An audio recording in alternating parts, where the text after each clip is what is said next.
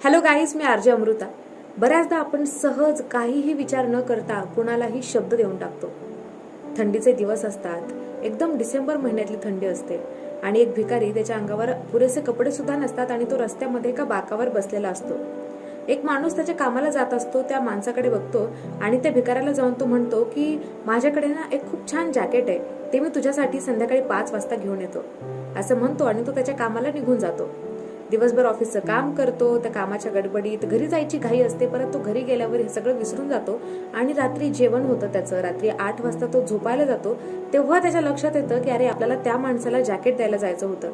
मग तो लगेच उठतो, ते जॅकेट घेतो आणि त्या ठिकाणी पोहोचतो. तिथे गर्दी झालेली असते, लोक जमलेले असतात.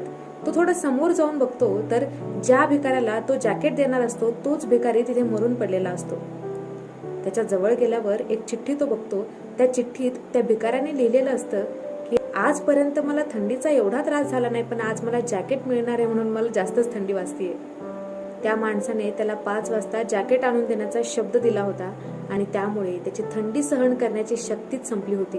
म्हणून तो भिकारी शेवटी थंडीमध्ये कुडकुडत मरून गेला. कधीही यानंतर कुणाला कुठलाही शब्द देण्या अगोदर एकदा तरी विचार नक्की करा.